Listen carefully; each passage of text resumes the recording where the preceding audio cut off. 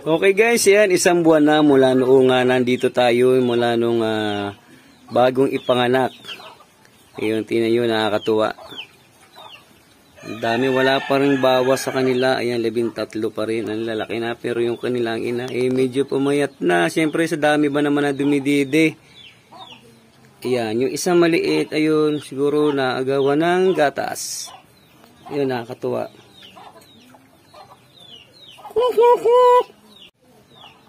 Sarap talaga dito pag sa probinsya ka manirahan.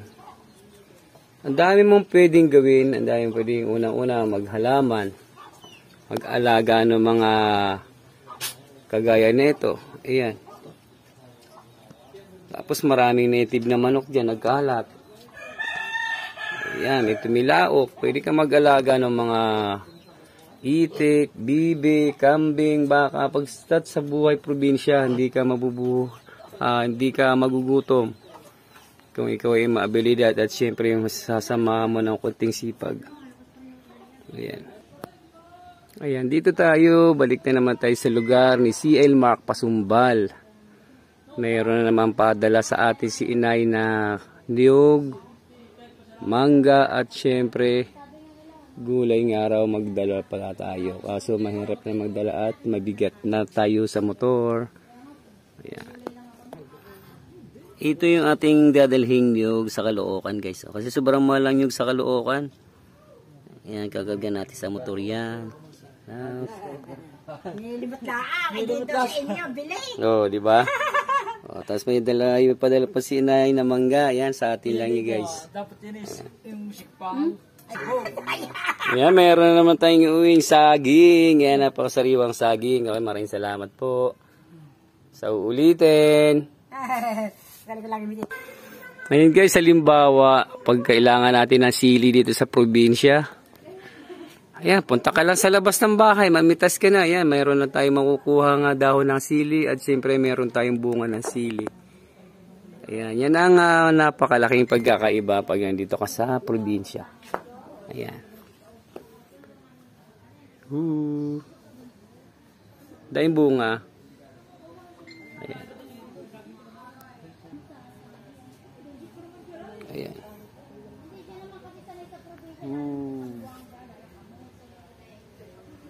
Tapos meron silang binila dito kulay pula sili.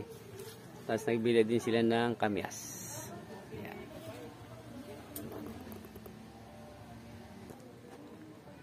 At syempre guys, may babalikan na naman tayo sa mga darating na buwan kasi meron naman mga bulaklak at meron naman bunga yung manggang pinangkuhaan natin ng nakaraan. Ito meron naman tayong babalik-balikan dito sa Agoncillo, Batangas. Ayan, meron na tayong bunga, meron ng bulaklak. Syempre, shoutouts. Ayan no, napagsarap alagaan yan dito. Ayan yun. Ayan.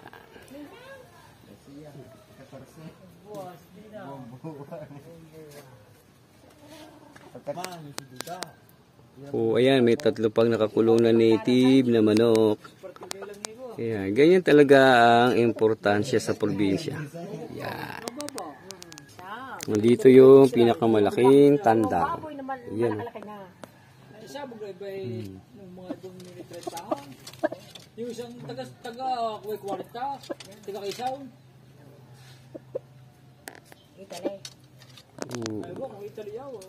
Dito naman sa kabila ay mga ibon. Kalapate. Ayan o.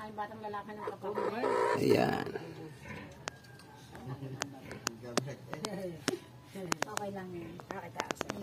At syempre kahit saan hindi mawala si Doggy Doggy.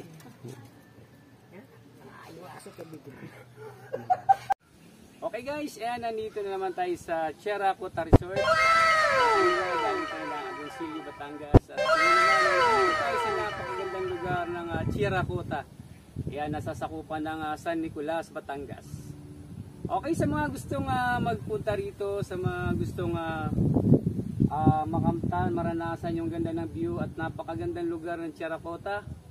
Okay, punta lang po kayo dito. Ayan, Cheracota, nasa Facebook page at Wazeable po yung kanilang lugar. Napakaganda ng lugar guys, hindi kayo magsisisi, promise.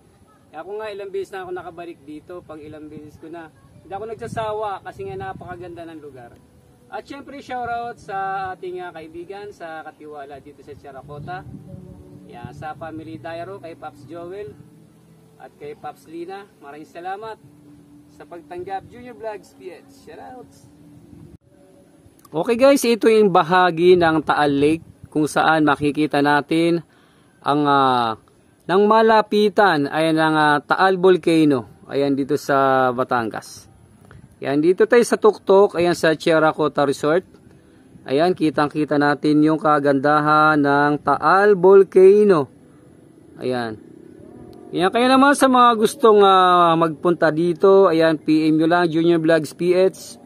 O kaya search nyo sa Facebook page Characota Resort, lalabas na yan sa Facebook. At syempre makikita rin natin sa kabilang ibayo ang bundok ng Mount Makulot.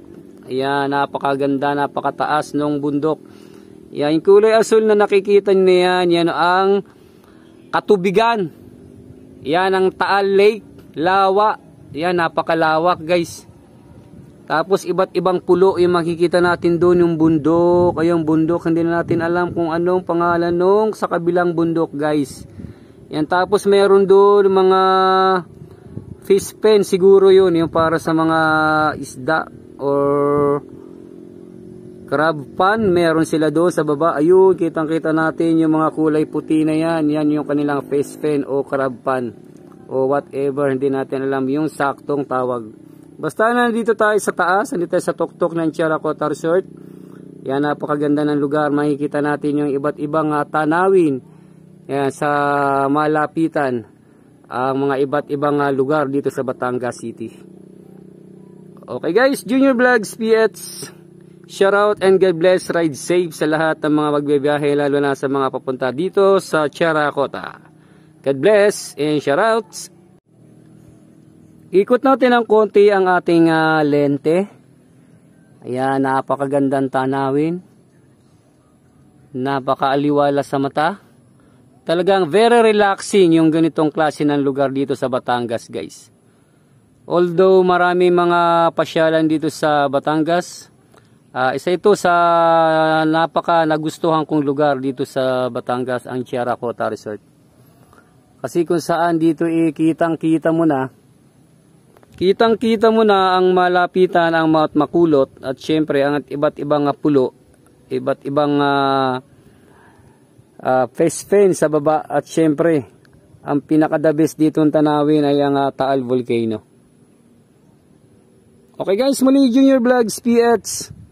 Ikinararangal natin makilala ang isang kaibigan, isang pamilya napakabuti at nakilala natin yung kanilang mga sari-sarili. Ayan, kila Pops Joel Vlog. Shoutout sa inyo. Kung hindi dahil sa inyo, hindi namin matutuklasan ang ganitong klaseng napakagandang lugar. Okay po, Junior Vlogs PH, hindi pa natin naiikot yung buong resort. Isa lamang to sa bahagi ng lugar, dito lang to sa kabilang gilid. Ayan. Shoutout. Dito tayo sa tuktok. Hindi pa natin na ipapakita ang swimming pool. Ang pinapakita pa lang naman natin ay ang view. Yan, dito tayo sa taas. At ang mayroong dito napakagandang puno. Ayan. Puno ng duhat. Sana matsimpuhan natin someday sa panahon ng duhat. Ayan, shoutout guys. Napakaganda ng lugar ng Characota. Ito naman? Wala. Hakto. Yok, kami sa doon ko. Kaya ito.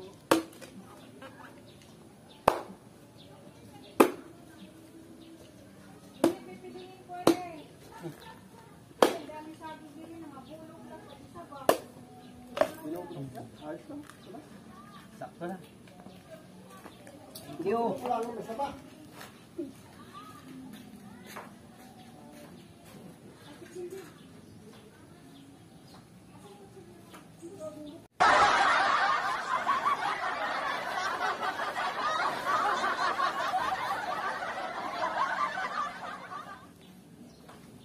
Baliktad kasi yung utak mo eh. Paano masabi?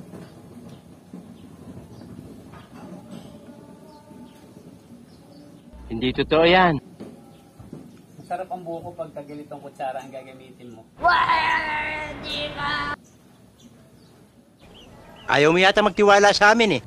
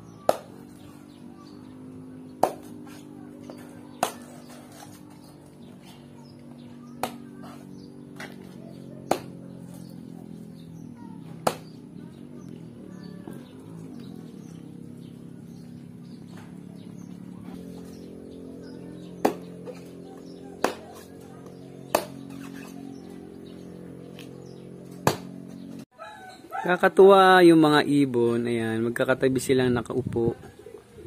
Akala mo may mga inaantay sa buhay. Ibon man may layang lumipad. Tayo pa kaya mga simpleng tao.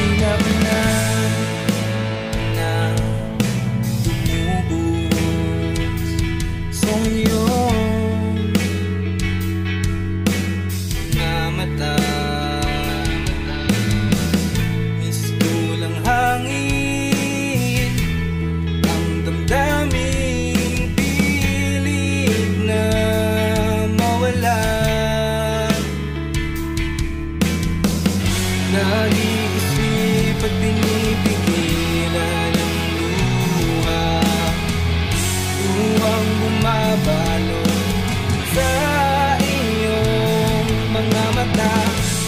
Gusto mong lumaya, ngunit di mo kaya labanan.